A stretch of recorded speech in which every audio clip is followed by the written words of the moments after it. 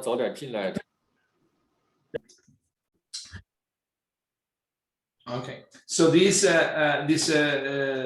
talk is about, of course, joint radar sensing and communication, and the title is a little bit provocative, and say joint benefits for free. Let's see. First, I would like to also to acknowledge my collaborators, in particular Mari Kobayashi from Supelec and Technical University of Munich, Gerhard Kramer from Technical University of Munich, Giulio Colavolpe from University of Parma, Lorenzo Gaudio from Parma, and then Said Khalil De Cordi and Fernando Pedraza-Nieto from the Technical University of Berlin. Okay, the context, I think by now we are familiar with the context because it was also widely discussed in the previous presentation in this webinar series. So the idea is that wireless networks transmit a lot of radio waveforms and a lot of energy that can be somehow exploited also for sensing information. And here I will mainly focus on communication aided by sensing, rather than vice versa, in a sense that, well, sensing with communication waveforms is expensive, so it's not really for free, but the expenditure, we will see, comes in terms of complexity, because of course,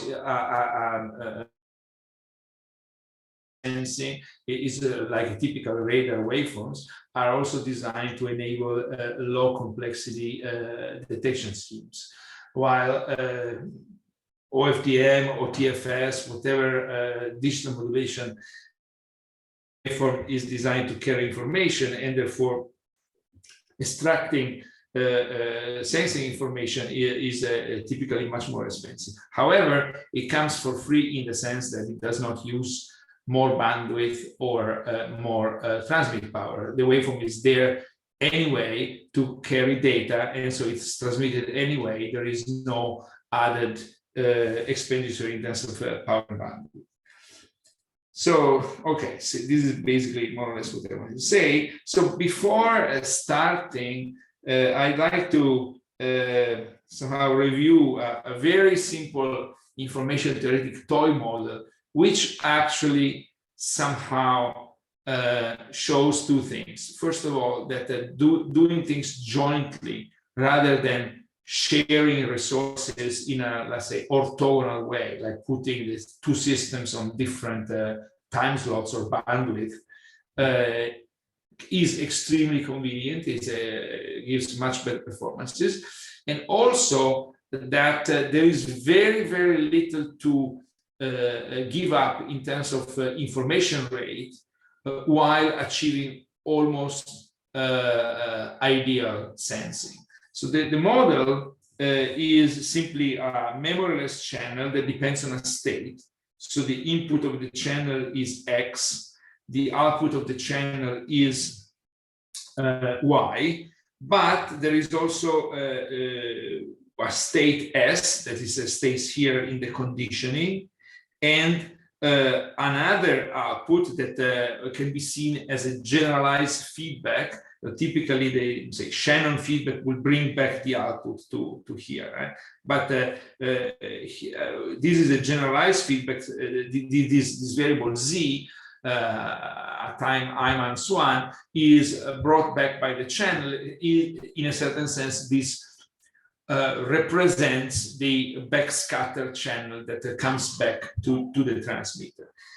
So, of course, the goal is to communicate information. So there is an information message here that has to be transferred to the receiver. The receiver has ideally perfect channel state information, so it knows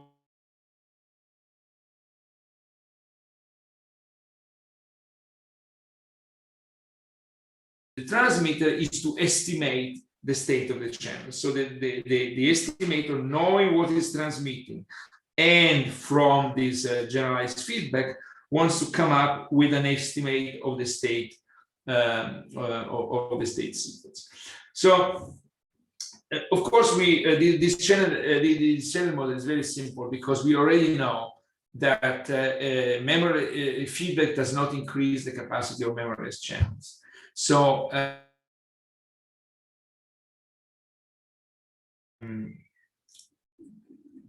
the feedback here plays only a role of enabling the estimation of the state, but does not really make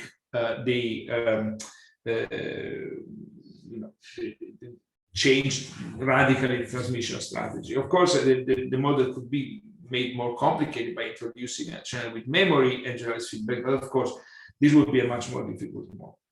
So in this case, the goal is, of course, to communicate information reliably. So with the probability of error in the limit for large block goes to 0, and estimate. So for a given distortion metric, so classical additive distortion metric, estimate the state such that the average distortion over the sequence of states is less than some target D. And we can study the capacity distortion function for this channel, which is the supremum of all rates R that are achievable subject to this constraint on D.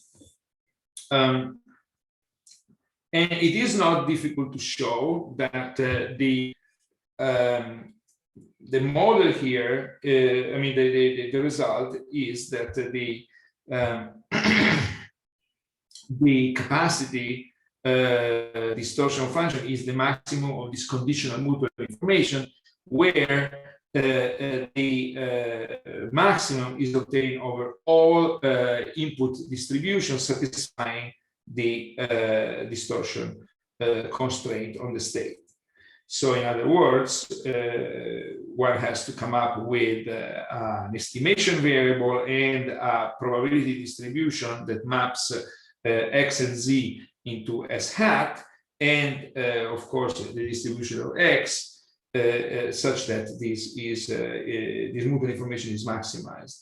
In addition, one can also easily show that the mapping of XZ onto S hat can be restricted to be a deterministic mapping. So although here we take this maximum of all possible distributions of the S hat given XZ, as a matter of fact, a deterministic function that maps input X and feedback Z into the estimated state is enough to exhaust this maximum. So if we particularize this simple channel to a Gaussian channel with fading, of course here everything is IID because the channel is memoryless. Well, the Gaussian, the scalar Gaussian channel with fading is represented by this. So at time I, we receive a scale version of X plus noise, and the state is multiplicative with respect to the signal. And we have an input power constraint. In addition, we consider the quadratic distortion function. And it turns out that we have already some interesting thing. If we use a signal X, this is a real model, so constant envelope, so basically just plus and minus 1, so like a 2 PAM signal.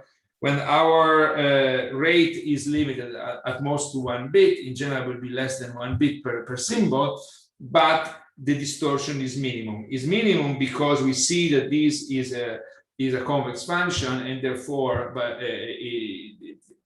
for all signals X, all distributions with a given variance, this is minimized when X is constant. So magnitude of X is constant. So the 2 PAM is optimal for distortion. On the other hand, if we make X Gaussian, of course we achieve the capacity of this channel, but the distortion will be what it will be. And one can plot this, for example, and see that this distortion in the state estimate capacity or achievable rate of the channel is this red curve. Now, there are two considerations here to do. The first consideration is, well, this point is achieved by BPSK. This point is achieved by Gaussian inputs. But in fact, we notice that, interestingly, actually, this point is already at the maximum capacity, and the degradation in terms of estimation is very small. Or vice versa, well, this is the minimum possible distortion, and the degradation in terms of rate is not that great. So this is what I say achieving, benefit for free. This curve, well, if it was just one single point here that dominates all the curve, then we will have at the same time maximum rate and minimum capacity. It's not quite that, but it's very pointy. There is very little trade-off. In contrast, if we would share resources and put the radar and the communication on, say, orthogonal symbols or orthogonal bandwidth, we would move along this blue curve. And now you see that there is an enormous gap here. So this suggests two things: doing things jointly is better, and also there is not much to give up in terms of communication when you want to also estimate the state. Now, it turns out that for intuitively, and this is what I'm saying is an intuitive statement, if the channel has memory, then this generalized feedback can increase the capacity of the channel with respect to the case without feedback, which means it's not only achieving the capacity of the channel itself or approaching that capacity with a good estimation error, but the fact that we can sense the environment can actually improve the communication. And this, of course, is a very interesting challenge, is to look at this problem in the case of channel with memory, because one may imagine, so now what is a channel with memory? Okay, well, if the fading has memory, no biggies. Is yes, you gain a fraction of a bit. Is not very interesting. I mean, is interesting from a theoretical viewpoint. One has to work very hard to get nice results. But the reward in terms of actual gains are not that dramatic. However, there are plenty of configuration, plenty of scenarios where the state of the channel is much more complicated and the memory is very important. For example, as I'm going to talk in a moment, the problem of beamforming in say millimeter wave communication. So you may say that the state of the channel is the position of the receiver, and the position of the receiver is not changing very quickly over time. So it is a state with a lot of memory, and communicating at millimeter waves and pointing a beam in the right direction makes a whole difference. Makes difference in terms of gain. Which means that if one can leverage the sensing information to improve the beam pointing, one can get many bits per second per hertz of improvement. Okay, so this is just a very intuitive and informal consideration that points out that for other models, for models that are clearly more complicated and more difficult to treat from an information theoretic viewpoint, and in particular models with memory, as in the motion dynamics of users, blocking probabilities, blocking events, and all these things, especially, I would say, related to millimeter waves communication, where pointing beams is extremely important, fighting against the free space isotropic propagation loss is one of the fundamental issues. There is a lot of potential to incorporate sensing information to help communication and actually dramatically boost communication. So in this line of thoughts, now I putting away my information theorist hat, and I look more at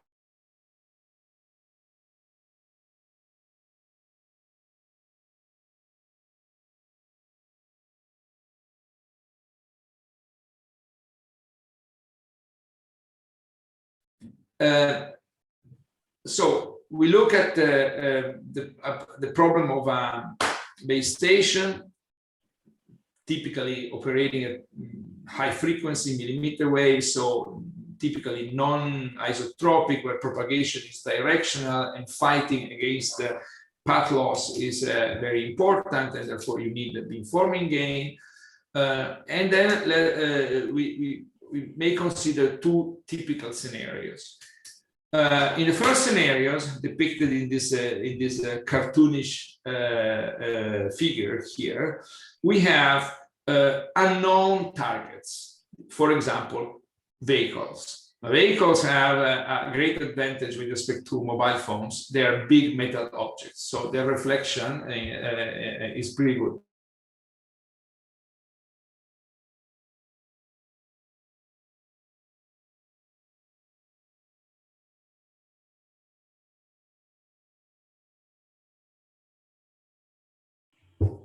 The base station would like to, of course, identify them, so detect them, and extract information from the backscatter waveform in order, for example, to speed up the initial beam acquisition, also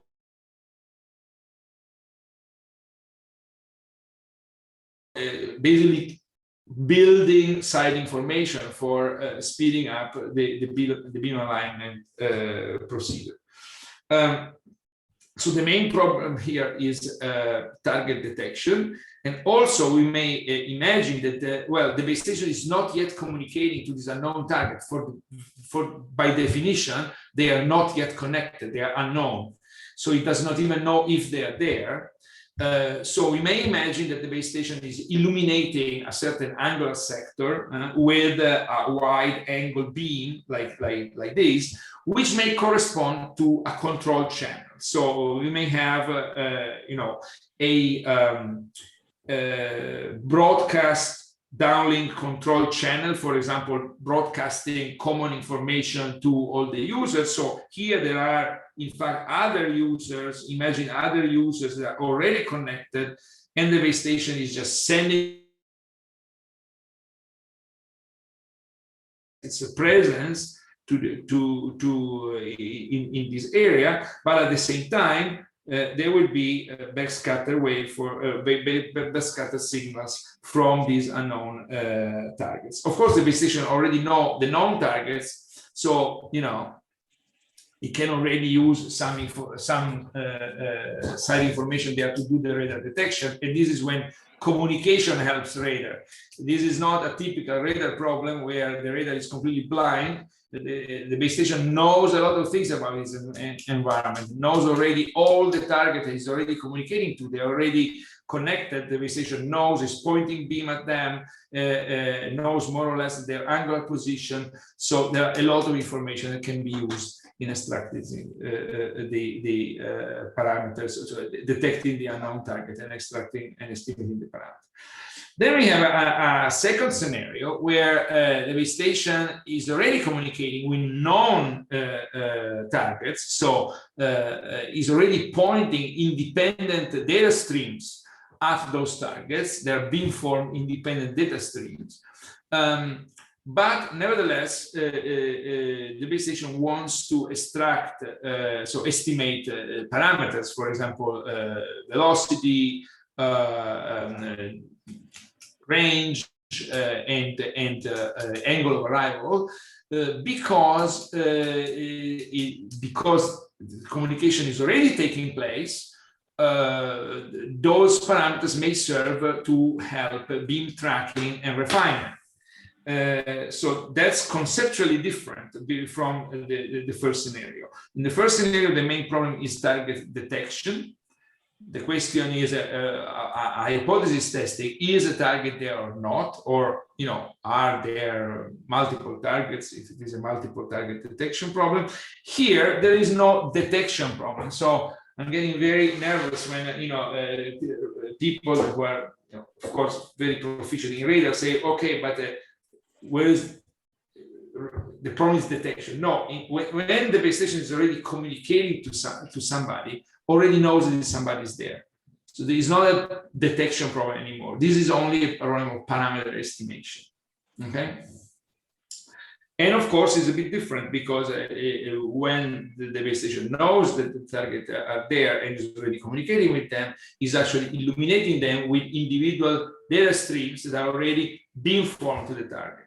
So of course, the signal to noise ratio, operating signal to noise ratio in this case is much higher than in this case because there is, isotropic. Or not really isotropic, but a wide angle.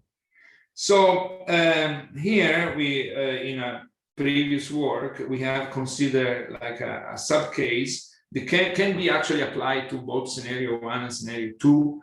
This is the case where the base station is using, or it could be a base station, could be another car, but is already using basically a relatively narrow angle beam. So it could be the case where you're using beam scanning, and at this point, if in practice, one would use these rotating antennas if it is like a military radar or a avionic radar. But of course, normally in this case, one would use a phased array. But one can point the beam and move it at given angles. So apart from the discretization of this beam scanning scheme, there is no angle of arrival problem here. The only problem is target detection. So is there a target in this beam or not? And the parameter estimation. So in this case, we have looked at the case of parameter estimation. So the case where the base station is already communicating to a user in that direction is a sort of like preliminary approach, and the channel model of the backscattered signal is classical multipath channel model, where every path contains a delay and a Doppler shift and a coefficient. So discrete multipath is frequency and time selective because you also have Doppler frequency shifts. And we have considered both OFDM modulation and OTFS modulation.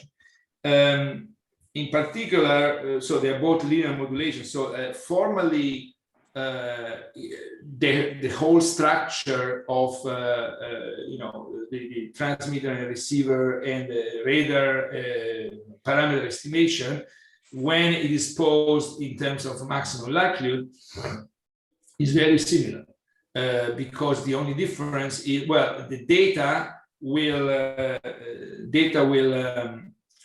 what happens? Okay.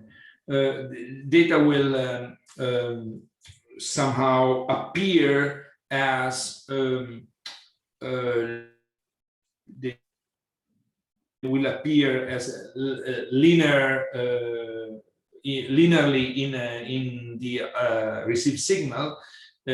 What changes is how the parameters of interest, so in this case, the path coefficients, Doppler and delay, will appear inside the received signal. And one can work out some math, and at the end, not surprisingly, one can find at the end these type of expressions where everything, well, the coefficients and the data are always multiplicative because it's a linear modulation and the channel is a linear system, so no big surprises. And the expression of these blocks depend on the delay and Doppler, and this, of course, is modulation dependent. But this is absolutely not surprising. What happens is that one can write a joint parameter estimation, estimating the 3 times p parameters of these problems. You have p multipath, and then each path component has 3 parameters. Of course, a simultaneous maximization of the likelihood function or the log likelihood function is very heavy. So what we do, we can do like a discretized search and iterative by solving for a coefficient and then replacing back. So it is essentially a generalized likelihood ratio test, as we say. Well, one can also work out the Caire bound. Again, that's a general story for signals in Gaussian noise. It's the form is always the same, and look at the performances of we chose as other works. We chose AO2.11p like parameters, not exact, but somehow the ranges, transmit power, frequencies, bandwidth is fairly comparable. And what we see in this case is that so this is, for example, is a velocity and range estimation. So this is the root mean square error for velocity and root mean square error for the range, or therefore for the main path, assuming, of course, line of sight of the main path. And we see that both for OTFS and OFDM, the curves, these errors collapse on the Caire bound and follow the Caire bound over a fairly large range of signal to noise ratios. This is a signal to noise ratio at the radar receiver without where the beamforming gain is already taken into account into the computation of this signal to noise ratio, because we are assuming to point a beam and both at the receiver and the transmitter. At the transmitter and the receiver, the radar receiver. Interestingly, when we compare with the performances with the radarly optimized or designed waveforms, like, for example, the FMCW, which is essentially the chirp, we see that the performances are identical. And this is absolutely not surprising, because for the same duration and bandwidth, the fundamentals are there. Is actually digitally modulated signals for a given duration and bandwidth are fantastic radar waveforms. They have a fantastically good ambiguity function, because they are essentially like very similar to white noise. So the problem is, of course, the complexity of the receiver, because when you have a chirp, you can have a very simple receiver and extract the same performances with much less complexity. For example, to one for all, you can do it very easily full duplex, because the frequency of the transmitter and the receiver are always different because of the chirp. But when you transmit over the whole bandwidth, then you need either two co-located by fairly far apart transmitter and receiver, or you need some full duplex hardware in your transmitter. And in fact, I think that if I'm not a big believer in full duplex in general, I think that in terms of capacity, network capacity overall is not a good solution. But if there is one application for full duplex, I think it's this one. If I was people investing in full duplex or putting my emphasis on full duplex, I would say this joint radar and communication is one case where having a full duplex transmitter receiver at the base station side is really useful. Okay. So we can see presence of multipath leads to some little degradation, but not that much. So so basically, these are very encouraging results that pushes us to look at generalization of the problem. And the generalization of the problem is what we do now if instead of just pointing a beam in a given direction, we actually want to explore a wider angle, and therefore also extracting, so first of all, detecting unknown targets and extracting also angle of arrival information. And so in angle of arrival information, there is an interesting thing here, is well, array processing has been there for forever, and we know exactly how to do angle of arrival with array processing, even at high frequencies. It's perfectly done, but it is done with waveforms that are essentially narrowband. For example, the chirp. And if the waveform is a narrowband, then we can sample every antenna, we can demodulate and sample. We can have a fully digital array processing, and this has been done more or less forever. With communication waveform at millimeter waves, well, the bandwidth of the signal is very large, and we know that sampling these signals, sampling every antenna and going to baseband is very expensive. So if we have 1 gigahertz of bandwidth and you have 64 antennas and you want to sample them, so demodulate and sample or direct RF, whatever you want to do, is a lot of bit per second. And basically this becomes incompatible with the power consumption of these front ends, especially if it is an integrated hardware. For example, the heat,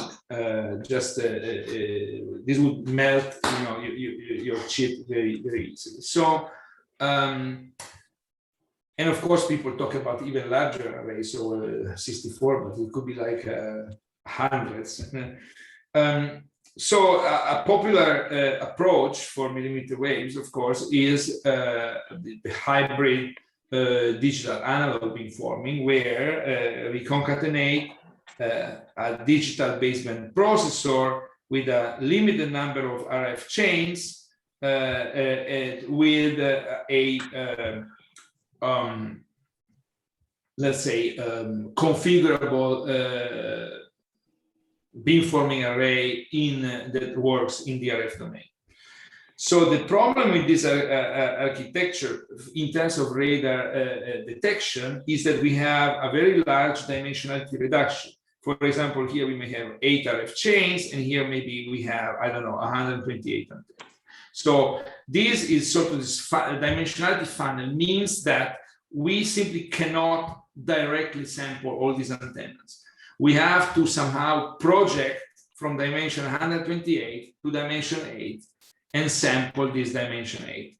So this is an ideal scenario for, let's say, what is it? Very broadly speaking, compressed sensing. This is a paramount example of compressed sensing.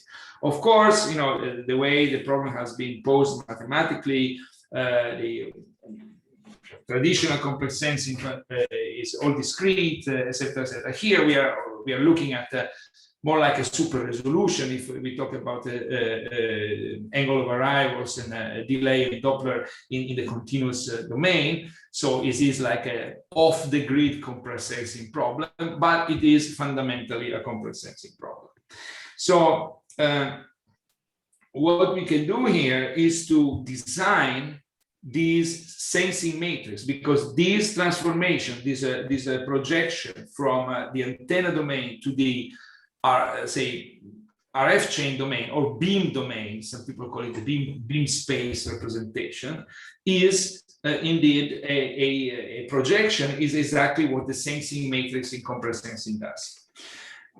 So the challenge is to design this beam, this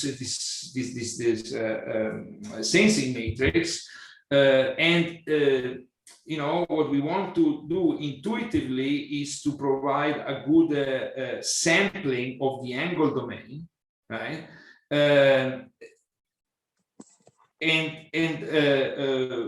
Sampling the angle domain, because what we want to estimate typically is quite sparse. So there will be a few directional arrivals. Let's say the line of sight path of the backscattered channel from signal from the targets, and so we have a fairly sparse signal in the angle domain.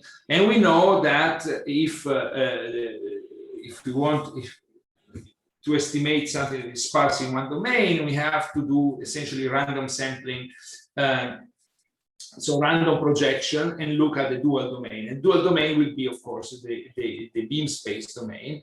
But random projections means also that using, for example, a roster of beams like in this figure is not a very good idea, because this would be, you know, regular sampling in the angle domain. You never want to sample uniformly and regularly something in the same domain in which that something that you want to estimate is sparse. You want to take random projections. So most likely one would design, you know, a set of beamforming patterns that will have some strange shapes, right? And then in order to trade off the ability of exploring the angle domain with the ability of having some beamforming gain in some directions. So this is an interesting open problem that we have not really solved, also because we know that from the theory of compressed sensing that the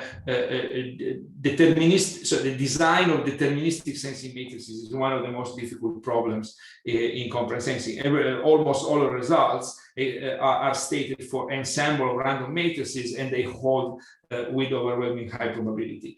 So, for example, using pseudo-random beamforming patterns with some criteria may be a good idea. Anyway, assuming that we can do this, the channel model now is a little bit different, because now we have a signal that is transmitted. So in the case of, say, scenario 1, when we transmit just one wide-angle beacon, well, there is only one data stream, and then this F, which is the transmitter, is just one column. If we are sending beamform data streams in scenario 2, then F will be several columns, so one beamforming column for each data stream. And then we have these projection matrices here, which operate this dimensionality reduction from this is the steering vector of the array in direction phi p, and this matrix operates this dimensionality reduction from the antenna domain to the beam space domain. Anyway, what we obtain is a vector observation, and then of course we can do whatever we want. For example, we can do maximum likelihood detection, and now we have 4 p parameters. If we have p targets, we have 4 parameters. So the complex amplitude, the angle of arrival, the Doppler, and the delay for each parameter. So we have done this. Of course, this becomes an interesting problem because the maximization of the likelihood function in this case becomes even more complicated. In addition, there are is an unknown number of targets, so you also want to do target detection, and so we have developed a coarse search, then some refinement, super resolution refinement, and some also successive interference cancellation to prevent the shadowing of one target against another. And so, for example, these are results where we consider, in this case, this is the detection of a single target, and depending on the width of the transmit beam, we see that the detection probability collapses after a certain distance, and this depends, of course, on the beamforming gain, because the transmit power is always the same, but the beamforming gain is different.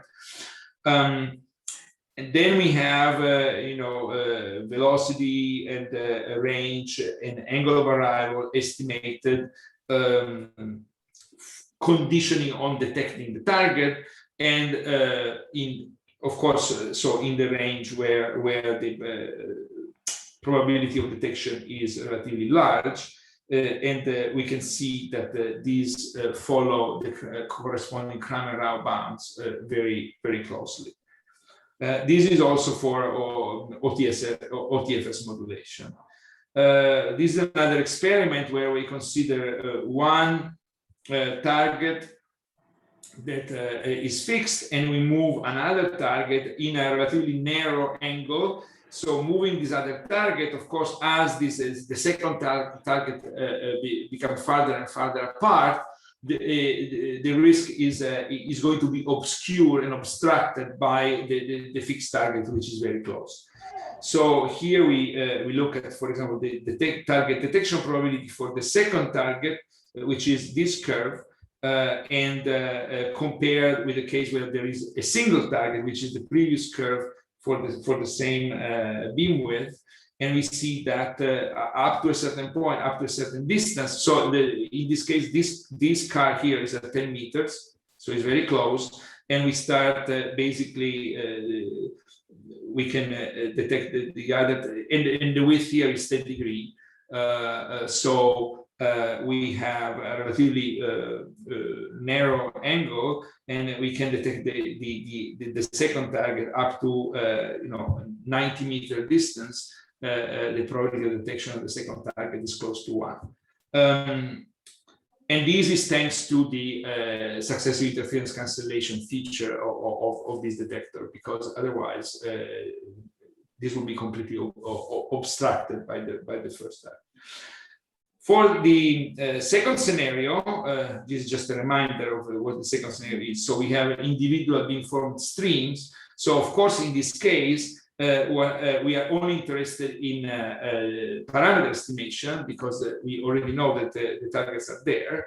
And we see that all the estimators, in particular range and velocity, they have this typical waterfall behavior. So they follow the Kramer-Rao bound up to a certain point, and then when the distance is too much, so the signal-to-noise ratio is not enough, we have this transition, so the waterfall transition, where the estimator deviates significantly from the Kramer-Rao bound. There is a little bit of an exception in angle estimation, because, of course, because of the fact that these are already being formed, so there is already some a priori information on the angle, which means that the angle error will never be larger than the width of the beam. So that's why we have this sort of saturation here in this part. And also you can see that depending on the number of antennas, and therefore the beamforming gain, the range so the performance versus distance can be, of course, increased. And this is just because we have a larger beamforming gain for the same transmit power.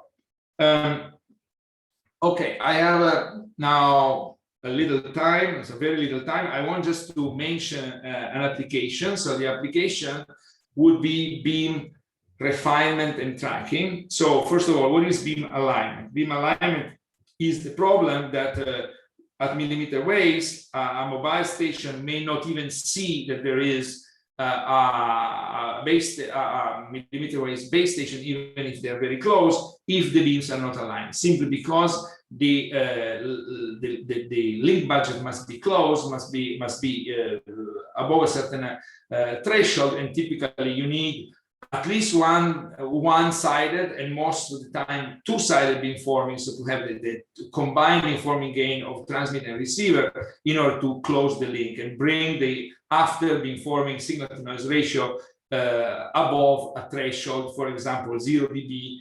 If you can communicate a 0 dB with a capacity achieving code, you can communicate a 1 bit per second per hertz, 1 gigahertz of bandwidth, you have your 1 gigabit per second link right there. So basically bringing the signal to noise ratio from like -20 to -30 dB, 20 to 30 combined beamforming gain is the goal of this type of systems. The problem is how you do the alignment of the beams before, when you're working at -30 dB. When you're working at -30 dB, is the problem is very difficult. So there are, of course, schemes based on protocols, like, for example, beam scanning and feedback. So the base station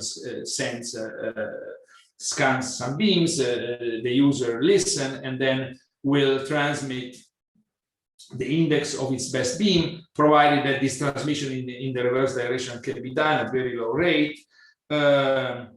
And of course, we have a lot of results that indicates with simulations and measurements that at high frequencies, these channels are quite sparse in the angle delay domain.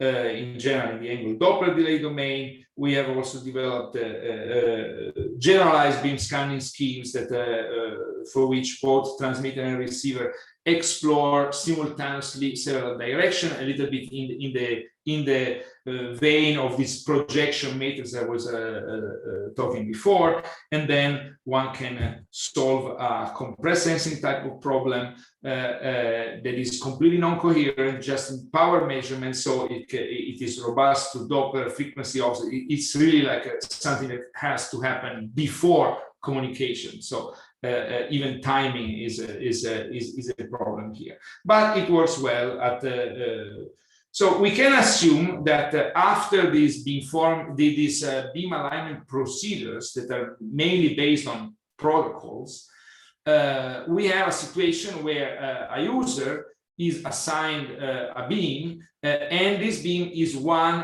out of this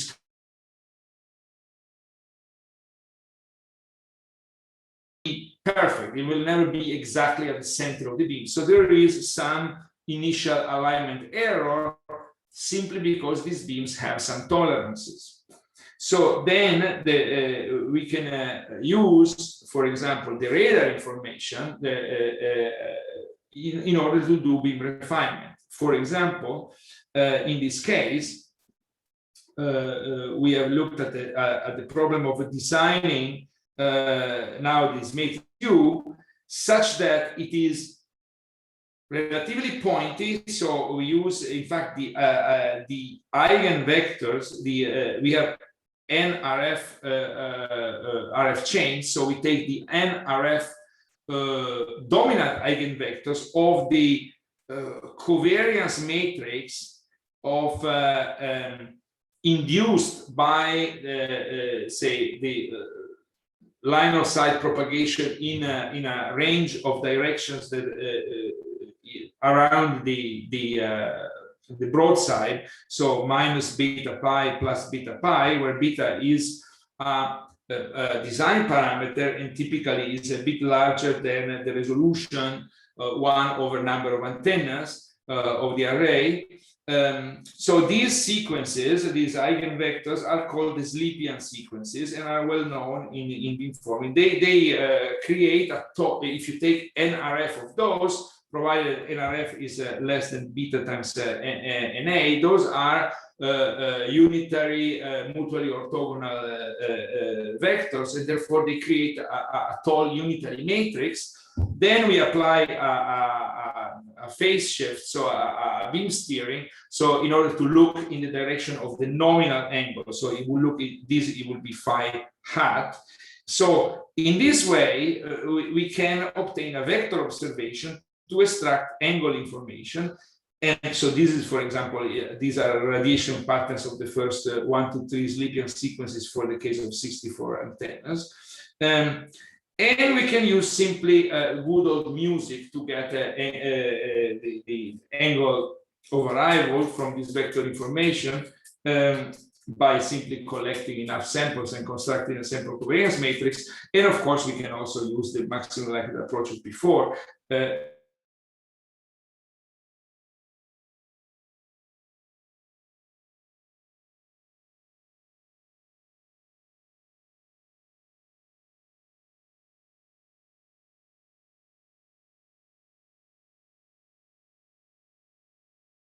For beamforming, this is 1 bit. So basically, this would be the threshold of SNR before beamforming for this number of antennas. I think this is 64 antennas, for which we can get our bit per second per hertz.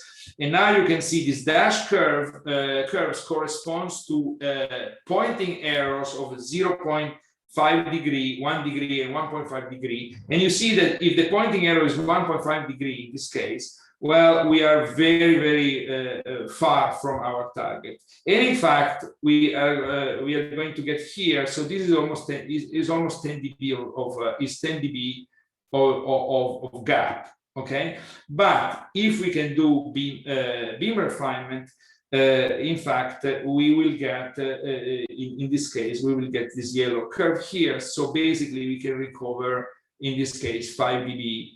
Of gap, which is quite good. And in the case where the initial error is 1 degree, we can recover like about 3 dB. Of course, if the initial error is very small, like 0.5 degree, well, there is nothing to recover. And in fact, we see that in the interesting region, basically, well, in this case, there is nothing to do. But that's an example of how this radar information would help for free and give you like a 5 dB gain with respect to the case where the beams are not refined. Another example is in beam tracking when there is motion. So when there is motion, of course, one can extract this radar information and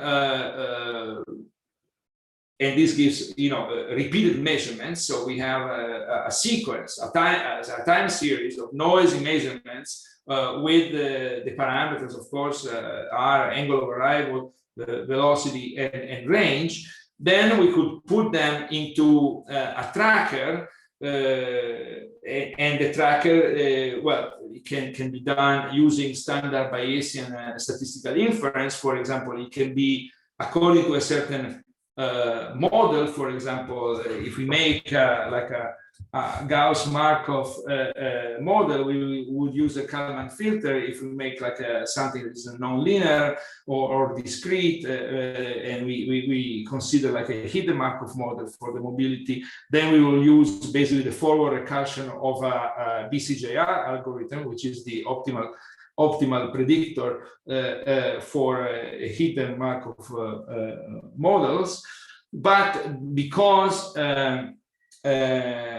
because machine learning is inflation, and especially because this would be a quite ideal application of machine learning, because mobility models are complicated, and in general, we don't have a very good statistical description of mobility models. Even if when we have, it's still always an approximation of reality. So why not simply learning the models implicitly?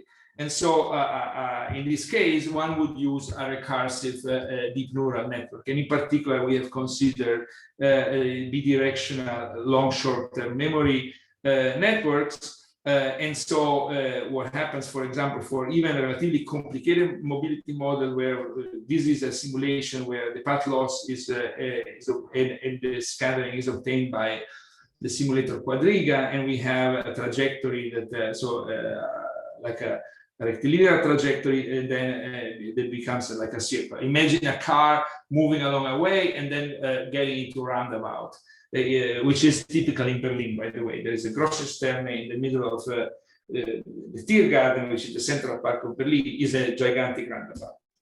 So in this case, the network would learn these statistics and incorporate, basically learn the prediction model in order to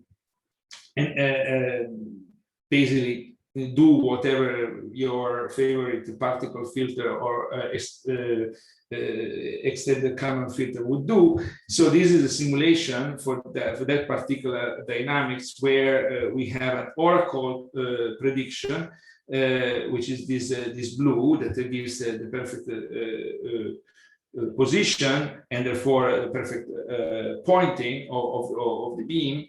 The red one is what the recursive neural network gives, and the green one is a particle filter. So I don't want to make like a general statement here because we are very far from this, but I would say that this type of inference where the statistical models are actually pretty either complicated or also unknown or imprecise or partially known. This is an ideal, say, playground where learning implicitly the models directly from the data using therefore, for example, supervised learning is can give, of course, very good performances. And in this case, it seems that this recursive neural network, which implicitly track the dynamics of a complicated dynamic process, seem to be the right structure to do this type of tracking. Okay, so we get to a conclusion where, what can I say? I think that it is pretty clear that this add-on feature of sensing can help communication. Of course, it may also be the other way around, that communication can help sensing. For example, we have just seen a very, very, very tiny example. If you already know that you are communicating with an object, you don't need to detect it. And if you already know that you're pointing a beam in that direction, the angle of arrival estimation cannot be more than the width of the beam. So you have already a pretty well good idea of what the angle of arrival will be. So anyway, it seems that the major problem of sensing with digital modulated waveforms is the complexity of the receiver, simply because it has a wideband, and therefore we need either two collocated arrays and a transmitter and receiver, or full duplex processing. That's an ideal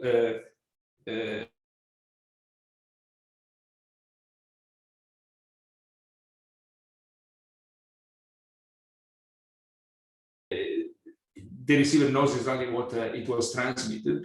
So this means that one has very large blocks, provided that one can sample and memory and put in memory and process very large blocks of data. So the let's say frequency resolution, it can be very high because you have a long frame at your disposal. The delay resolution can be very high because you have a very large bandwidth. and of course, using these tricks of projecting large array into a small dimensional RF chains, so beam space domain representation, and designing carefully these projecting matrices, one can also have a very good angle resolution and accuracy. So this is just a little bibliography to some of our recent works. Of course, there are a lot of more parallel works. It's a very alive field. That's why we are here. That's why there is this initiative. And I would like to thank you for your attention. Okay, thanks, Giuseppe. And we have received lots of questions regarding your wonderful presentation. And I have collected some of them, and I'll ask the questioners to ask the question by themselves. So I think the first question is from Dr. Ahmad Nimr. So Ahmad, can you please unmute yourself? So he has a question about the OTFS. Yes.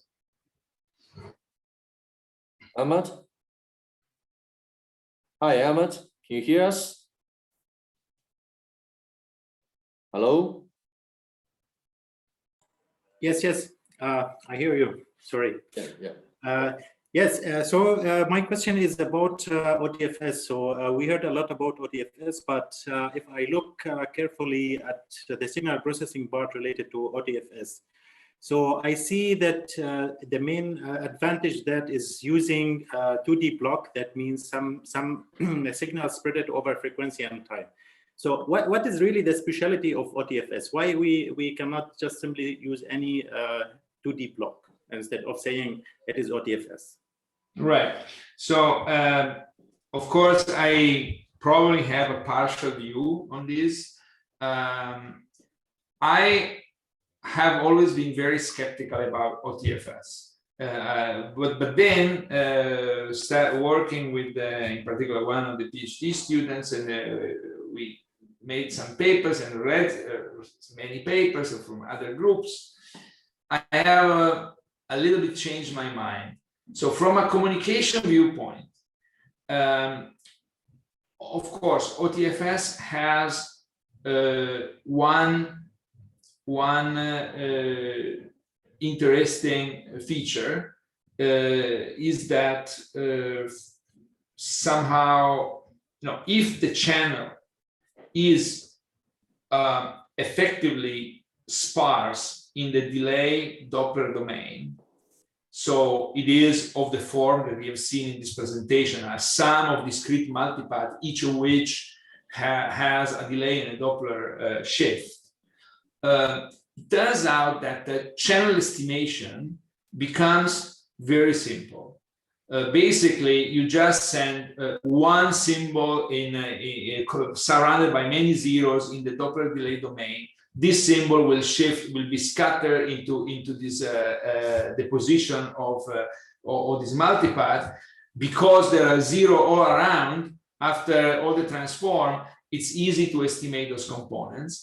And now imagine, for example, a channel that has only two paths, which is pretty typical in millimeter waves. You have the line of sight and one reflection. Typically, it's the ground reflection, but it could be like a wall or a bus or a metal plate, something. The rest you can neglect because it's going to be attenuated so much, right? In addition, when you have beamforming at both sides, many of the multipath disappears because it's simply filtered out by it. But now imagine this. So we have two paths, and there is a big difference in Doppler shifts. So this channel,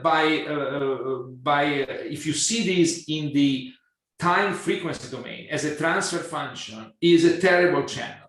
It's very frequency selective and very time selective.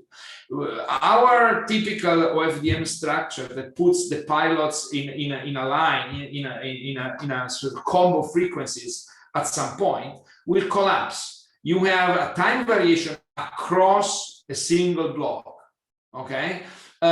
Because it's very fast. However, in the Doppler delay domain, these are 4 coefficients. Once you get 4 coefficients, you know the channel for, in principle, an unlimited amount of symbols. You can have huge blocks and still don't have to re-estimate the channel all the time.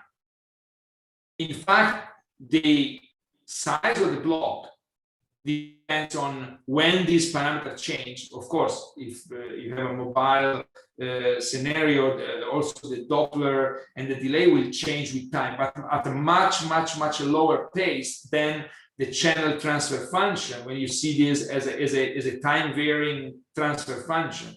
So you can afford a very small pilot overhead. The only thing that limits the size of the blocks is complexity. And then we have also a paper where we have considered a message passing low complexity receiver, and then we have compared this for actual channel OFDM, and OFDM in this case, because the channel changes in a single frame, you have to spread out the symbols all around your block, and then you have to do MMSE time frequency interpolation. Now, when you take all this into account, it's so complicated to estimate the channel and interpolate it over time frequency for a rapidly varying channel, that at the end, even the OFDM receiver is not so simple anymore. And in fact, it turns out that that they are pretty comparable in terms of complexity. They are both linear in the block size. And when you look at the fact that one OFDM has 1 CP per symbol, while OTFS has 1 CP per block, you have all these things put together, you see that in fact OTFS outperforms OFDM.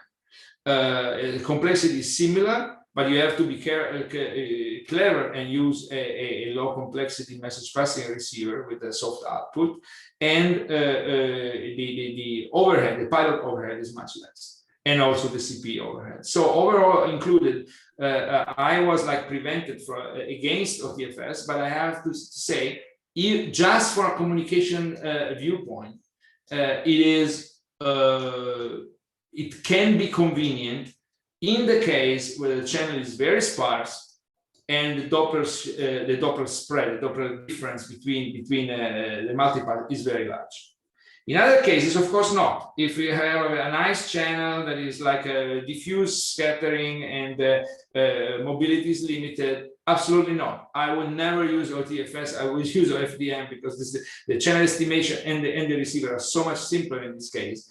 You do like a block fading is constant over each block, and everything works fine. And this is why we use, after researching for years and years in preparation of 5G new waveforms, then people realize that the new waveforms are the old waveforms, because we are still stuck with the cyclic prefix OFDM, which is great because it's really in those conditions it's almost unbeatable in terms of complexity and performances. Okay, thank you, Professor Caire. And Ahmed, do you have any other comments, or I can? Yes, actually, still regarding the comparison between OFDM and OTFS. So OFDM is somehow, if we look at OFDM, it's just sending one symbol and trying to estimate the channel from there. Yes, but OTFS actually is nothing but some encoding over a group of OFDM symbols. So the encoding there over time, or the precoding over time, is again DFT. But do we really need DFT? What, for instance, if we use another unitary matrix, like we are talking about complexity, for instance, using Hadamard matrix, which is less complex than DFT. So I think we could get again the same performance as OTFS. Probably it's at the end you have to look at performance versus complexity versus pilot overhead in the case of a time varying channel, and OTFS is an idea, is using FFTs. You can use Hadamard transforms and see what happens. Absolutely, why not? Thank you very much. As long as the comparison is well done and is really to find shortcuts, like you know, say, oh, let's assume that the frequency, the Doppler shifts are integer multiple of these. Or let's assume that the multipath, the delays are integer multiple of that. Of course, then everything is easy. Everything is low complexity. But no. You have to, one has to do the right thing, use the right models, and then and also for the channel estimation, include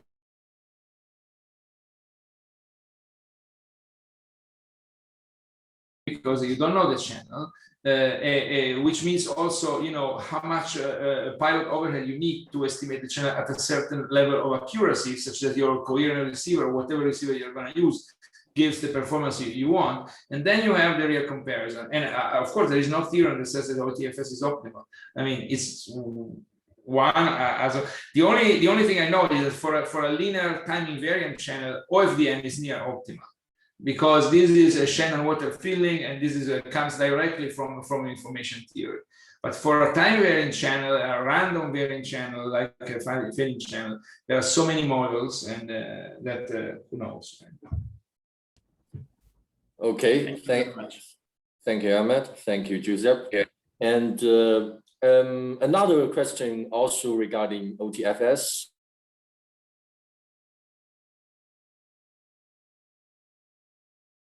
Please unmute yourself. Yeah. Hi. Yeah, please go ahead. Yeah. So my question was related to the previous question. So I know that FMCW can offer some specific advantages in terms of sensing compared to OFDM, like full duplex or the limited ADC bandwidth. Does OTFS offer any advantage in terms of sensing? I'm asking because I also saw the results that Professor Caire presented, and basically the performance was almost the same or even slightly worse. And I have a second question regarding to the previous answer. Regarding the channel estimation part, there was a comparison with OFDM and interpolated channel estimates over the subcarriers. What if we compare with parametric channel estimation with OFDM? Does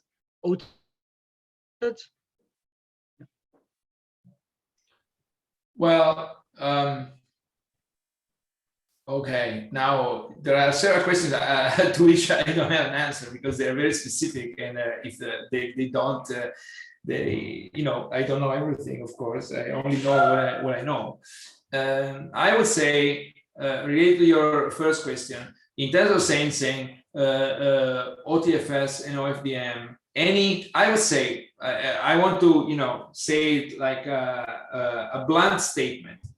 Any signal with the same duration and the same bandwidth that looks sufficiently random, so it looks like when you look at the time domain, it looks like random noise, because it's perfectly known at the receiver. In this case, you don't have to estimate anything. There are no, like, everything is pilot, so you know exactly what you send, right? Would have the same, roughly the same performances in terms of estimation. The fundamental point is, you know, think of this in terms of ambiguity function. If you have a wideband signal over a certain amount of time, more or less your ambiguity function, it looks like something extremely concentrated, where the concentration in frequency is the inverse of the duration in time. The concentration in time is the inverse of the bandwidth, and that's it. So this is this tells you that any digital modulation that is not like completely stupid, that is using all its dimensions, and those modulations like OFDM, OTFS, they use essentially all the dimensions. With OFDM, you may argue that the cyclic prefix introduces some cyclostationarity, so it's not, there is an overhead there, so it's not really using all the dimensions. With OTFS, because of course at the price of a but you know, you do like filter bank OFDM without the cyclic prefix, and you would get exactly the same performances. I mean, exactly is not true. You will get essentially the same performances in terms of sensing. Now, the second question was, what about using a parametric channel estimation? Of course, I mean, if you use a parametric channel estimator, for FDM, you would have the same type of advantages that if the channel depends on 4 parameters, even if as an impulse response or a transfer function changes very rapidly, but it still depends on 4 parameters. If you estimate, the problem is in which format it's easy to estimate those parameters, right? And at the end, you know, it seems that OTFS, because of the pilot structure that you can construct, gives a little bit easier way, because the way you plug the, you know, at the end you have to plug the pilot somewhere. You don't plug if you plug the pilot in the time frequency, you have a structure. If you plug the pilots in Doppler delay, you have another structure. So but of course, you know, if the channel estimation is similar, it seems to me that for a channel that is sparse in the Doppler delay domain, it is somehow nice or somehow fits the sparsity of the channel to somehow work in the domain, but it may be wrong. I don't know. Thank you very much. Okay, thank you, Anastasius, and thank you, Giuseppe. And another question from Professor An Liu. So go ahead, please go ahead, Anne. Hello, Professor Giuseppe. Haven't seen you for a long time. How are you? Yeah, I'm fine. I hope everything is fine with you. Yes. Yeah, okay. Anyway, my question is that as you have mentioned waveforms such as OFDM or OTF to realize radar sensing at the base station, then it seems that we need a full duplex base station, right? However, most works on joint communication and radar sensing has ignored current full duplex technology power enough to support accurate radar sensing. So can we continue to ignore this issue in the future work? Well, I can only tell you that this is a problem that seems to, and everybody says, oh, assume we can receive and transmit at the same time. Because on one hand, communication is continuous. Well, yes, there are guarded intervals, but they are not like you don't transmit pulses and then silence, pulses and silence. Then, if you have a chirp that shifts in frequency, what comes back is a different frequency of what was sent. You have 2 filters following the transmit and the receiver. But you can separate them by these 2 filters, and then you can sample, etc., etc. And that's why radar receivers can be all digital, even if you have an array, and they work very well. I mean, automotive radars work like this, and they have digital arrays, and they work. But the problem here is that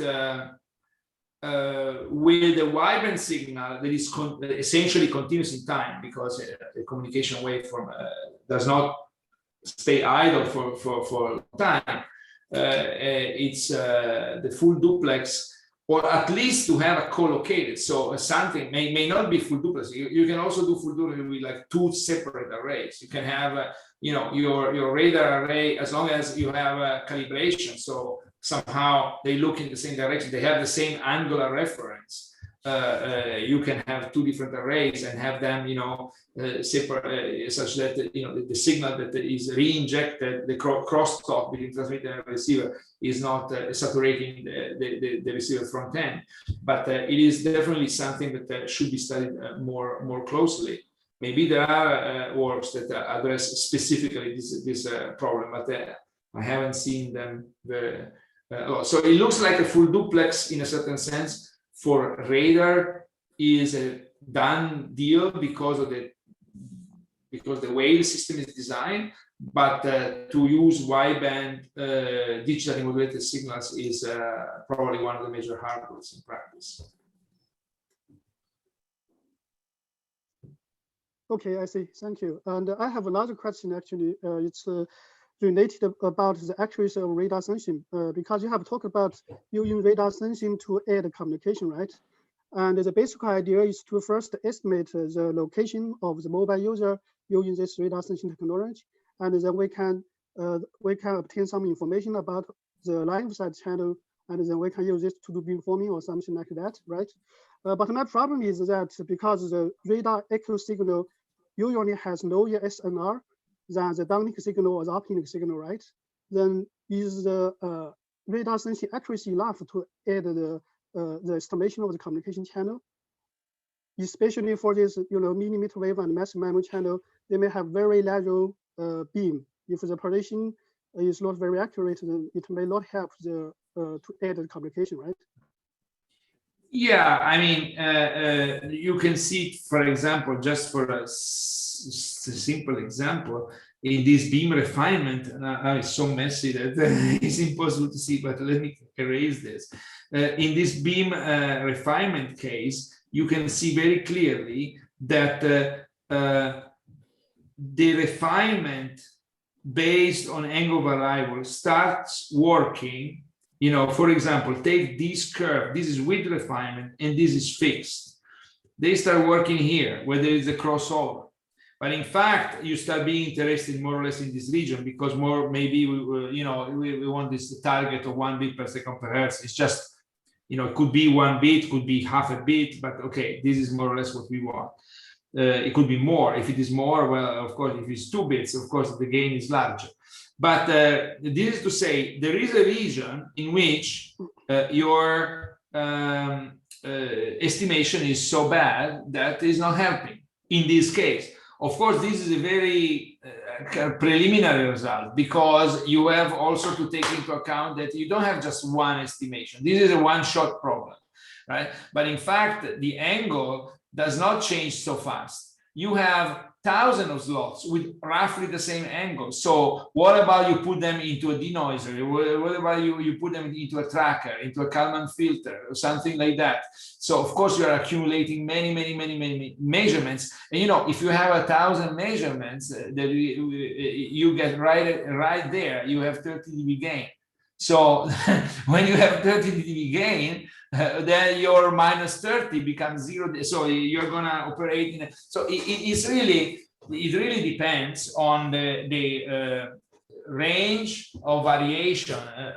These parameters typically change at a speed which is at a rate which is much lower than the rate of communication. Here, if you have a 1 gigahertz of bandwidth, you send so many frames before the angle has changed significantly, you have really thousands of blocks.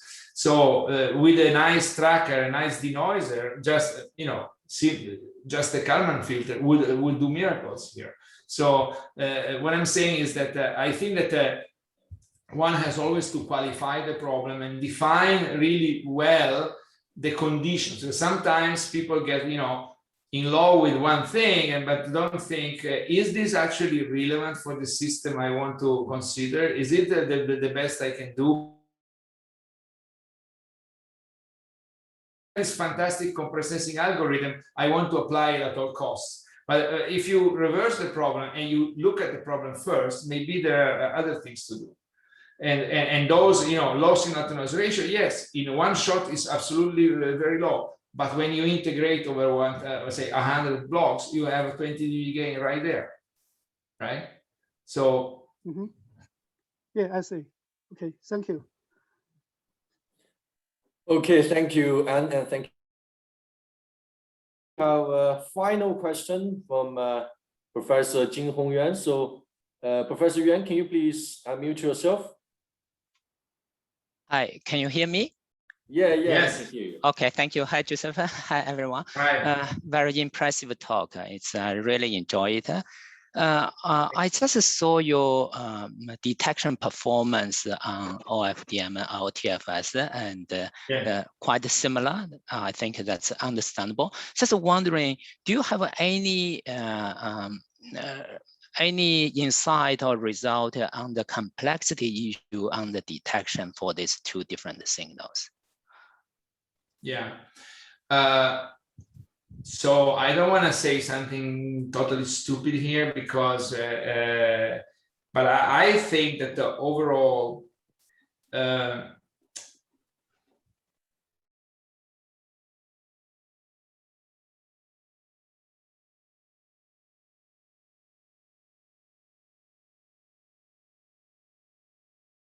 and frequency, so delays stays inside the cyclic prefix of OFDM, and the Doppler shifts are significantly less than the inter-carrier spacing. And normally, I would say 99.9999% of the cases we are in those cases. Then the OFDM, even for this type of parameter estimation, is significantly simpler. And the reason is that when, for example, you have a Doppler shift, which is, I don't know, let's say 1000 hertz, okay, 1 kilohertz is a very large Doppler shift. But your spacing is 15 kilohertz, or maybe more. It depends on which frequency. Maybe it's 150 kilohertz if you go a factor of 10. Basically, the inter-carrier interference is essentially negligible. Basically, you're going to have a very simplified, and if the delays stays inside the cyclic prefix, at the end you end up with something that is essentially OFDM by the books. And when you have OFDM by the books, you have also much simpler structure to deal with. In general, this is not true, because when you have inter-carrier interference and inter-symbol interference, then also the OFDM receiver has to consider the whole block. And then if you consider the whole block of n times m, you have like n subcarriers and n symbols in time, the complexity is pretty much the same. But these blocks, when you look at this, in other words, when you look at this linear model and say, oh, it's a linear model, it's simple. Yes, but with OFDM, most of the time, this linear model are diagonal matrices that multiplies your symbols.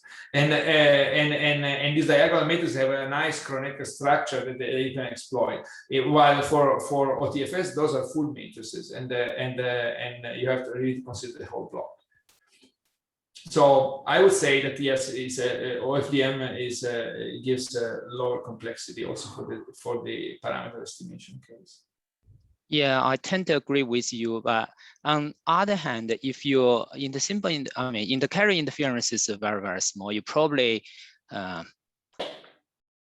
rely on the time frequency domain estimation, and it is a small it might be difficult to detect the Doppler accurately. Does that make sense? Or for OTFS, you probably have the freedom to play with different domains, like you can play with the delay Doppler domain and the time frequency domain, or even time domain. So I think there might be some complexity issue may need to be considered. I think, yeah. Yeah, so this was not very much our experience here. So it was a priori we couldn't predict that the performances in terms of estimation error for this, say, Doppler and delay would be so similar and would be almost indistinguishable with respect to the FM CW, and also would collapse on the camera bound essentially at the same signal to noise ratio. So it was kind of a priori kind of surprising, because when you look at the formula, you look at they are quite different. So it was a little bit, for me, it is a surprise that they perform so similarly. And by the way, those results are obtained for the OFDM case, are really obtained for realistic numbers, and therefore the Doppler shifts are fairly smaller than the inter-carrier interference. So we have used, say, a receiver that assumes no inter-carrier interference, although there is in the model. The model is not like the model is exact, but the receiver is neglecting a lot of things. But what the receiver is neglecting is very, very small. So we are in these conditions. So it was a kind of strange, or strange, or maybe it's not strange. Maybe it's expected, but it certainly is not something that I would have said a priori. That all these fairly different signal formats were so similar at the end. Yeah, I tend to agree. If you based on the time frequency domain to do signal processing, probably they achieve the similar band because that is what you can do the best. I think that probably, or I just wondering, your detection probably is also in time frequency domain rather than delay Doppler domain. If you do delay Doppler domain, might be have some complexity reduction. I'm not quite sure. Just ask. Yeah.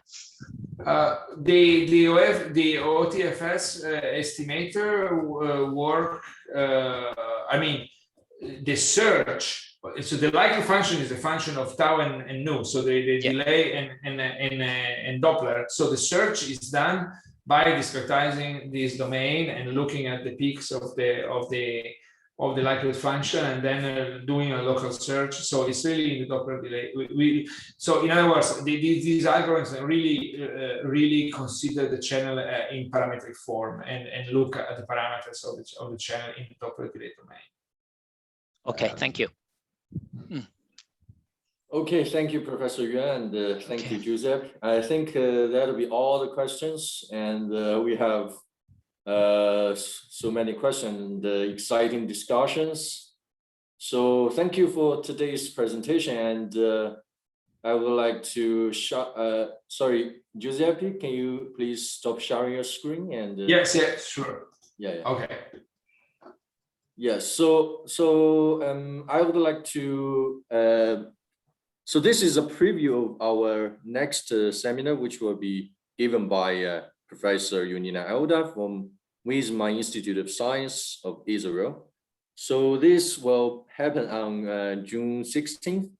So we expected to see all of you to join us and to discuss the exciting topic of integrated sensing and communication together. And also we expect to see you in many other events that we're planning to organize within this ETI. Okay, so thank you very much for attending, and thanks a lot.